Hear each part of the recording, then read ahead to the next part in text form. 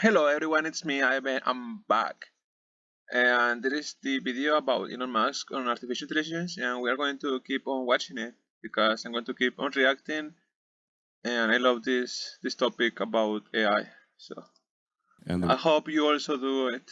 rate of improvement is exponential. Yeah, that's an interesting thing about the AI is getting exponentially better. So it means that in a few years it's going to be like really advanced. I'm very curious about it.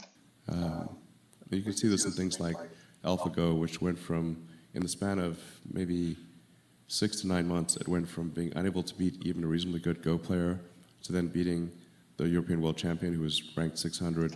Isn't it amazing? In only 6 months, the AI was able to be the most better player on this game. I found it very interesting. Then beating Lisa Dole 4-5, who'd been world champion for many years, then beating the current world champion, then beating everyone while playing simultaneously. Then there was Alpha Zero, which crushed AlphaGo 100-0. And Alpha Zero just learned by playing itself, and it can play basically any game that you put the rules in for. Whatever rules you give it, it literally read the rules, play the game, and be superhuman for any game. Nobody expected that rate of improvement. If you ask those same experts who think AI is not progressing at the rate that I'm saying, I think you will find that their predictions for things like Go and other AI advancements have their batting average is quite weak. It's not good. We'll see this also with self-driving. I think probably by end of next year, self-driving will encompass essentially all modes of driving and be at least 100 to 200% safer than a person by the end of next year. I don't think that actually happened. Do it? I don't know. I don't own a Tesla, so but I think it can apply to everything about life. So just imagine if robots can be the best player on AlphaGo, what can they do about other skills? Everything and more, and they are going to do it really fast. We're talking like maybe 18 months from now. NHTSA did a study on Tesla's autopilot version 1, which is relatively primitive, and found that it was a 45% reduction in highway accidents. And that's despite autopilot 1 being just version 1. Version 2, I think, will be at least 2 or 3 times better. That's the current version that's running right now. So the rate of improvement is really dramatic. We have to figure out some way to ensure that the advent of digital superintelligence is one which is symbiotic with humanity. I think that's Yeah, this is a very interesting thing. He said that he wants humans to be symbiotic with robots. Yeah, and I guess that's a good way, but I'm not sure about it. A good way to avoid the dangers of AI, I mean. But I doubt it because AI can be outside, even though it could be inside us. At the same time, it would be outside and it would be a different entity. Yeah, now that we are the AI, they're going to be more able to control us. That's my point of view. single biggest existential crisis that we face, and the most pressing one. And how do we do that? Yeah, I guess this is the most uh, hardest problem that we're going to have very soon. It's really going to happen, guys. It's going to happen. Don't ignore it. Think about it.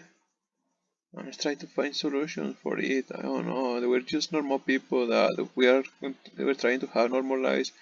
But this sort of technology is going to affect everyone in a bad way or good way. It's upon philosophy, upon us. I mean, if we take it that it's inevitable at this point, that some version of AI is coming down the line, how do we steer through that? Well, I'm not normally an advocate of regulation and oversight. I mean, I think one should generally err on the side of minimizing those things. But this is a case where you have a very serious danger to the public. And therefore, there needs to be a public body that has insight and then oversight on to confirm that everyone is developing AI safely. This is extremely important. I think the danger of AI is much greater than the danger of nuclear warheads by a lot. This is amazing. He said in a sentence that the AI danger is more dangerous than a nuclear bomb, war, whatever. Isn't it amazing? He's saying very deep stuff in a very monotone way.